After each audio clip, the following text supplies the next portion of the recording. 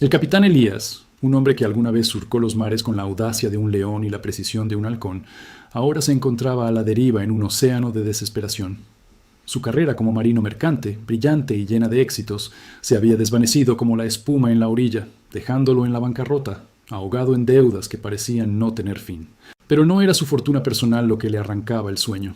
Era su hija, su pequeña Luz, postrada en una cama, esperando una operación que su escuálida economía no podía costear. Cada día la imagen de su hija, frágil y pálida, se clavaba en su corazón como un arpón, recordándole su impotencia, su fracaso. Agotado, sin esperanza, Elías se sentía al borde del abismo, con el alma tan corroída como el casco de un viejo naufragio. Un día, mientras la ciudad costera se despertaba bajo un sol indiferente, Elías se encontró en una subasta de embarcaciones abandonadas. El aire estaba impregnado del olor a salitre, óxido y sueños rotos. Entre los cascos destrozados y las maderas podridas, su mirada se detuvo en una silueta fantasmagórica. El peregrino. No era más que un esqueleto flotante, un barco destrozado, casi hundido, con la proa carcomida y las velas hechas jirones. Para cualquier otro, habría sido chatarra. Para Elías, en su desesperación, fue un faro. Movido por una intuición tan irracional como poderosa, pujó una suma irrisoria, una cantidad que apenas cubriría el coste de remolcar el armatoste. La gente a su alrededor lo miraba con una mezcla de burla y lástima. Viejos conocidos, marinos curtidos que habían compartido cubierta con él en tiempos mejores, negaban con la cabeza, murmurando que Elías había perdido la cordura, que aquella compra era el acto final de un hombre quebrado. Ignorando los susurros y las miradas, Elías abordó el peregrino. El barco gemía bajo sus pies, cada tabla un lamento, cada crujido un eco de su propia miseria. Era un fantasma de lo que alguna vez fue, un símbolo perfecto de su propia vida. Elías recorrió la cubierta, sus dedos ásperos rozando el óxido y la madera podrida. El olor a humedad y a abandono era abrumador. Entró en la cabina del capitán, un espacio reducido y oscuro. Allí, entre el desorden y los restos de una vida pasada, sus ojos captaron un objeto semienterrado bajo una pila de cartas náuticas enmohecidas, un viejo diario de bitácora. Lo tomó con cuidado, el cuero estaba agrietado y las páginas amarillentas, casi ilegibles. Con la luz tenue que se filtraba por una escotilla rota, Elías comenzó a hojearlo. Las entradas eran crípticas, escritas con una caligrafía desordenada, revelando la mente de un hombre obsesionado con algo más allá de lo mundano. Entre las páginas, una frase destacaba, escrita con una tinta más oscura, casi como una advertencia o una promesa. El secreto yace bajo el ojo del gigante. Elías frunció el ceño, el corazón acelerándose ligeramente. ¿Qué significaba aquello? ¿Era la divagación de un loco o la pista hacia algo que podría cambiar su destino? La desesperación que lo había llevado a esa subasta, a ese barco moribundo, se mezclaba ahora con una chispa de curiosidad, una tenue luz en su noche más oscura. El diario era un rompecabezas, y Elías, sin saberlo, acababa de encontrar la primera pieza. La imagen de su hija, de nuevo, brilló en su mente, pero esta vez con un halo de esperanza, una posibilidad remota de que el peregrino fuera más que un simple ataúd flotante. Antes de que continuemos, suscríbete al canal y cuéntanos en los comentarios dónde nos estás viendo. Los primeros días de Elías en el peregrino fueron una batalla desalentadora contra el óxido, la podredumbre y la inmensidad de la tarea. Solo, con herramientas rudimentarias y una voluntad de hierro, se dedicó a la reparación del barco. Cada golpe de martillo resonaba en el casco vacío. Cada raspado de la lija liberaba el olor a madera vieja y salitre. La embarcación era un gigante herido, y Elías, un hombre solo, se sentía diminuto frente a su magnitud. La tarea parecía imposible, una locura que solo un desesperado intentaría. Sin embargo, en cada momento de flaqueza, la imagen de su hija, su sonrisa frágil, su necesidad urgente de ayuda, lo impulsaba. Era el motor que encendía su espíritu, la razón por la que no se rendía ante el coloso de madera y metal. Sus manos, antaño hábiles en la navegación, ahora aprendían el lenguaje de la carpintería y la mecánica marina, movido por un amor que trascendía la lógica y la razón. Noches enteras pasaba Elías estudiando el diario de bitácora, sus ojos cansados siguiendo las líneas descoloridas bajo la luz parpadeante de una linterna.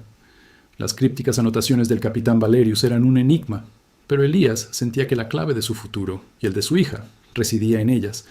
Una noche, mientras repasaba una entrada particularmente oblicua que hablaba de la mirada del vigía sobre el lecho del sueño, su mirada se detuvo en un dibujo apenas perceptible en el margen. una pequeña protuberancia en la pared del camarote del capitán, justo detrás de lo que parecía ser un ojo de buey tapiado. Con el corazón latiéndole con una fuerza inusitada, Elías se dirigió al camarote. Tras examinar la zona con detenimiento, sus dedos encontraron un panel suelto, hábilmente disimulado entre las viejas maderas. Había pasado días en ese espacio sin notarlo, tan camuflado estaba. Con un esfuerzo, logró abrir el panel. Detrás, en la oscuridad, se reveló un compartimento secreto, apenas visible. La expectación lo invadió, una mezcla de temor y esperanza. Introdujo la mano y sus dedos rozaron una superficie lisa y fría. Extrajo una caja de madera antigua, sellada con un lacre casi desintegrado. Elías temblaba mientras la abría. Dentro no había oro ni joyas, sino un tesoro de otro tipo, mapas náuticos antiguos, enrollados y amarillentos por el tiempo, brújulas rotas con agujas congeladas en direcciones extrañas, y un objeto metálico peculiar, de forma irregular y con grabados que parecían de otra era.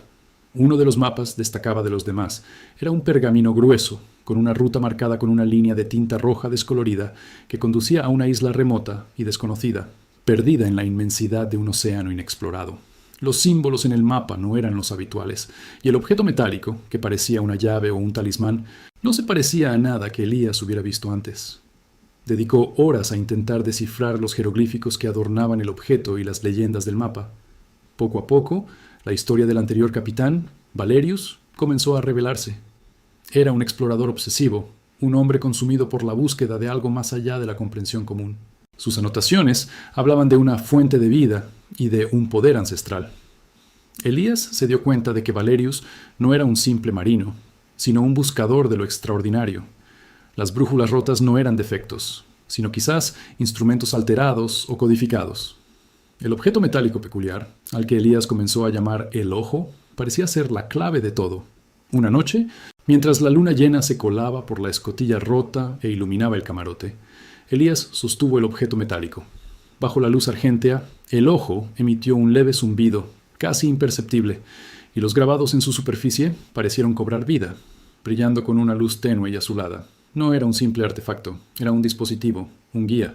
La desesperación de Elías comenzaba a transformarse en una determinación ardiente, una fe renovada en que el peregrino no era un final, sino el inicio de una aventura que podría, al fin, salvar a su hija.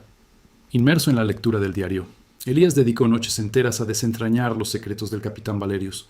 Las páginas, escritas con una caligrafía que alternaba entre la lucidez y la fiebre de la obsesión, revelaban la historia de un hombre consumido por una búsqueda.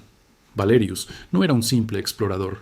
Buscaba un tesoro legendario, no de oro y gemas, sino una fuente de energía mística, capaz de alterar la realidad misma. Elías leía sobre las expediciones fallidas de Valerius, su incansable determinación y la tripulación que lo había acompañado en su odisea. Había nombres, fechas y descripciones vívidas de tormentas feroces y calmas desoladoras, cada palabra pintando un cuadro de la implacable voluntad de un hombre. La obsesión de Valerius se sentía palpable en cada línea, un eco de la suya propia, aunque con propósitos tan diferentes. Mientras Elías buscaba piezas cruciales para la reparación de El Peregrino en el puerto, un encuentro inesperado lo sacudió. En un muelle cercano, entre el bullicio de los estibadores y el chirrido de las grúas, sus ojos se cruzaron con los de un hombre que le resultaba inquietantemente familiar.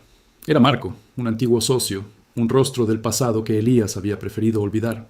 Marco, con su sonrisa fácil y sus ojos calculadores, se había ganado una reputación de oportunista en sus años mozos. Elías recordó vagamente que Marco había sido parte de la tripulación de Valerius, un joven impulsivo que había desertado en una de las primeras expediciones, alegando que el capitán se había vuelto loco.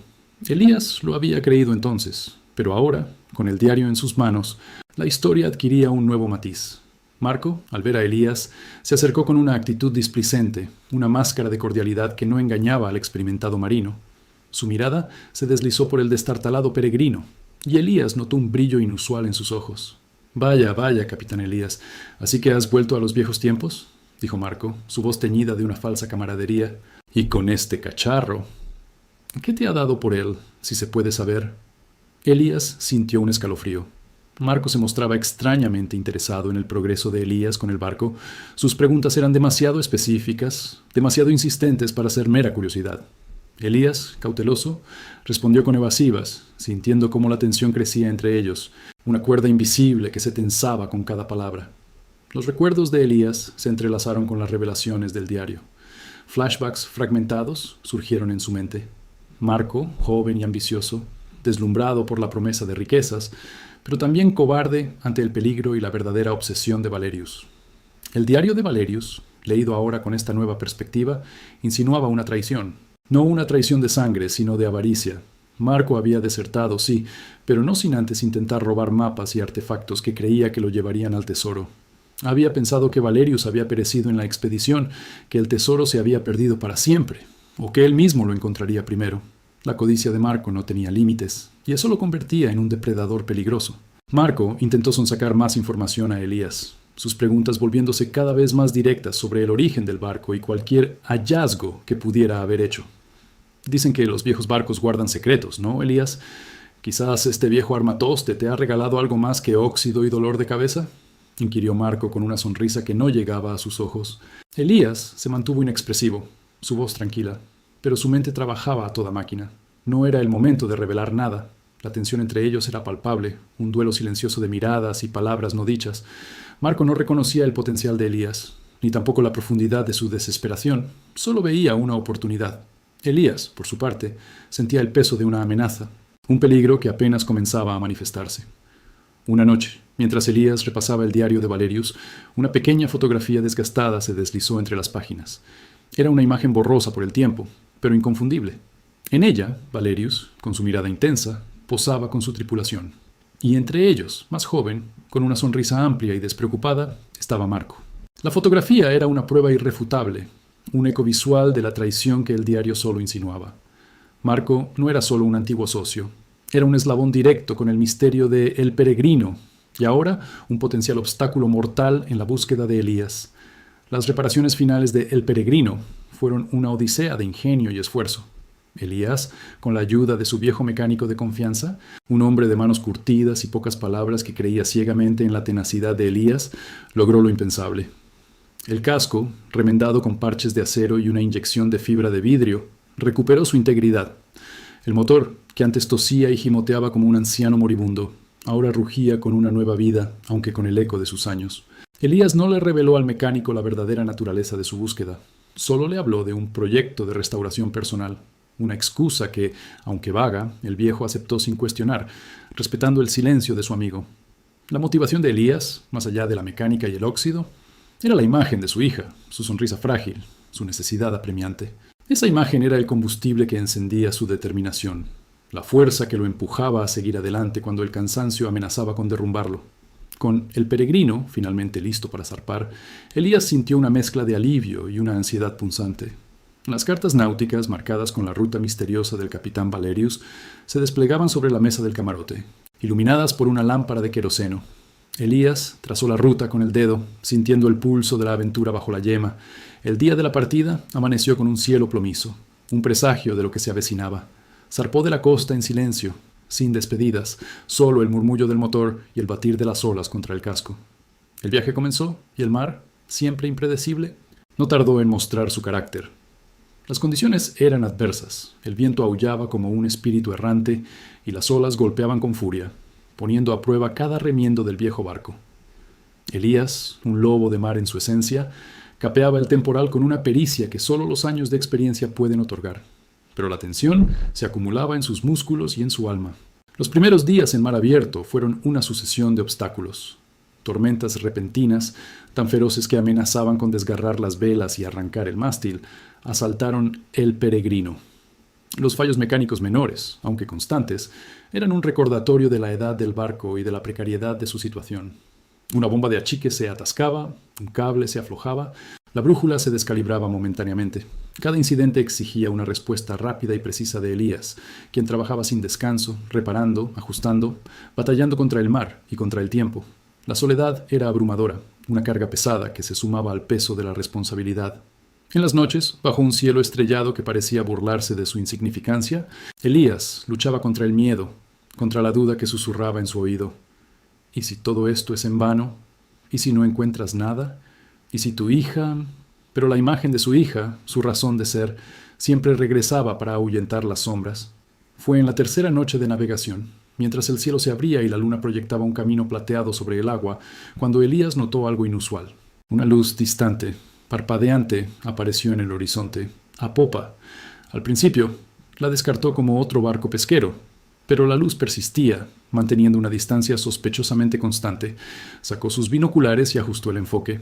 El corazón le dio un vuelco. No era un pesquero. Era un yate de lujo, elegante y rápido, cortando las olas con una determinación que no era propia de un viaje de placer. Y en la silueta recortada contra el resplandor de la luna, Elías creyó reconocer la figura inconfundible de Marco. La sombra de su antiguo socio se cernía sobre él, confirmando sus peores temores. La persecución había comenzado, y la presencia de Marco añadía una nueva y peligrosa capa a su ya arriesgado viaje. Ya no era solo él contra el mar, sino él contra un enemigo que conocía su pasado y, quizás, intuía su destino. Mientras Elías observaba la luz lejana, tratando de descifrar las intenciones de Marco, el ojo metálico que había encontrado en el camarote de Valerius comenzó a vibrar en su bolsillo. Lo sacó y, al hacerlo, un mensaje codificado en el diario de Valerius, que Elías llevaba consigo, se iluminó con una luz tenue y verdosa. Elías, asombrado, acercó el objeto al diario. Las palabras, hasta entonces incomprensibles, se reorganizaron ante sus ojos, formando una frase con un significado escalofriante. El tesoro tiene un guardián, no de carne y hueso, sino de acero y espíritu. Un guardián que se revela solo a los dignos. La revelación lo golpeó con la fuerza de una ola. El tesoro no solo era el poder, sino que estaba protegido, y la traición de Marco adquiriría una dimensión aún más peligrosa si el guardián era algo que el codicioso hombre no podía comprender ni controlar. La aventura de Elías estaba a punto de volverse mucho más compleja y mortal. La llegada a la isla remota fue tan misteriosa como había anticipado el diario de Valerius. Una densa niebla la envolvía, ocultando sus picos escarpados y sus costas rocosas. El peregrino se deslizó silenciosamente hacia una pequeña cala oculta, donde Elías ancló el barco con una mezcla de precaución y expectación. La atmósfera de la isla era opresiva, un silencio profundo, solo roto por el batir de las olas contra las rocas y el ocasional grito de un ave marina. La vegetación era exuberante y salvaje. Enredaderas gruesas y árboles antiguos formaban una barrera impenetrable, como si la isla misma se negara a revelar sus secretos. Elías desembarcó con una mochila cargada de provisiones, su brújula y el diario de Valerius. Sabía que el guardián no sería una criatura mítica, sino algo más sutil, más insidioso, y no se equivocó.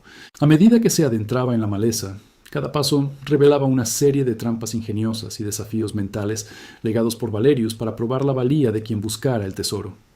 Había pasajes que solo se revelaban bajo una luz específica, acertijos grabados en antiguas piedras y senderos que conducían a precipicios si no se seguían con precisión las indicaciones del diario.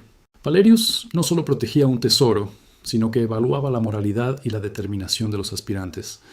Elías superó cada obstáculo, no por codicia, sino por la desesperada esperanza de su hija. Pero la soledad de la isla pronto fue invadida. Un sonido distante de motor rompió el silencio, seguido por el chirrido de una lancha acercándose a la cala. Marco había llegado. Elías, oculto entre la densa vegetación, observó cómo el yate de lujo anclaba y Marco, acompañado por un par de hombres fornidos, desembarcaba con una prisa impaciente. La persecución se intensificaba, y la presencia de Marco era una amenaza palpable, un recordatorio constante de la codicia y la traición.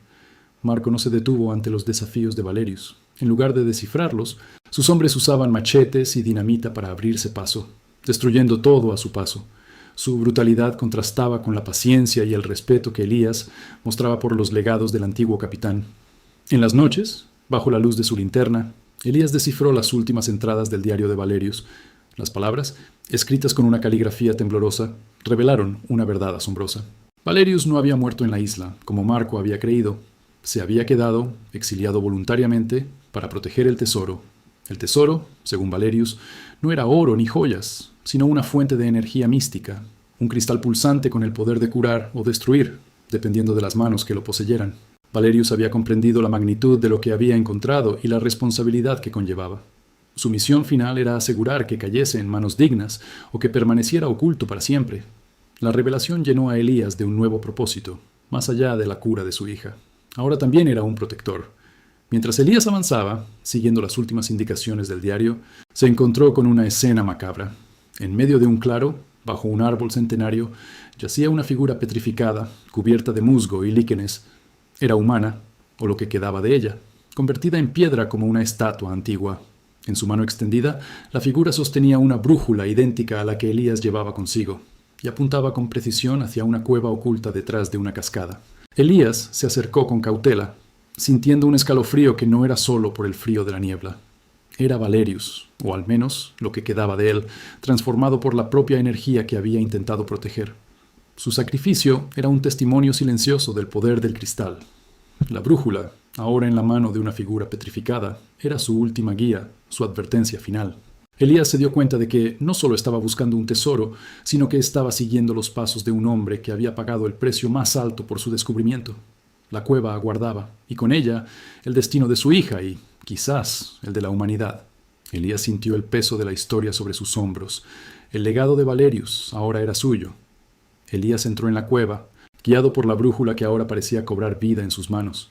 La entrada, oculta tras la cascada, era un velo de agua que se abría a un mundo subterráneo de sombras y ecos. El aire, denso y húmedo, cargaba el olor a tierra mojada y un matiz metálico apenas perceptible. La cueva era un laberinto de túneles serpenteantes y formaciones rocosas que se alzaban como catedrales olvidadas, sus paredes cubiertas de musgo bioluminiscente que emitía un resplandor fantasmal. Cada paso de Elías resonaba en el silencio, amplificado por la vastedad del espacio. El ojo metálico en su bolsillo vibraba con mayor intensidad, una señal inequívoca de que se acercaba al corazón del misterio. De repente una voz áspera rompió el tenue silencio. «Así que finalmente llegaste, capitán Elías. Pensé que te habías perdido en tu viaje al pasado». Marco emergió de entre las sombras, su rostro iluminado por una linterna potente, una sonrisa torcida y llena de codicia. Detrás de él, 2 de sus hombres bloqueaban la única salida aparente. Elías se detuvo en seco, el corazón latiéndole con fuerza en el pecho. Había esperado la confrontación, pero no la deseaba. Marco lo había acorralado en el corazón de la cueva, un vasto salón cavernoso donde un objeto, hasta entonces oculto, ahora brillaba con una luz sobrenatural. Era el cristal pulsante, la fuente de energía que Valerius había protegido, suspendido en el centro de la cámara por extrañas formaciones rocosas. «No tienes idea de lo que es esto, Elías», Marco continuó, su voz cargada de un fanatismo peligroso. «Este no es solo un tesoro, es el poder definitivo. Con él gobernaré. Y tú, ingenuo, has sido mi guía hasta aquí». Marco reveló su verdadero plan, su ambición desmedida. No le importaba la cura, la redención, ni el propósito de Valerius. Solo quería el poder para su propio beneficio, sin importar las consecuencias que pudiera acarrear.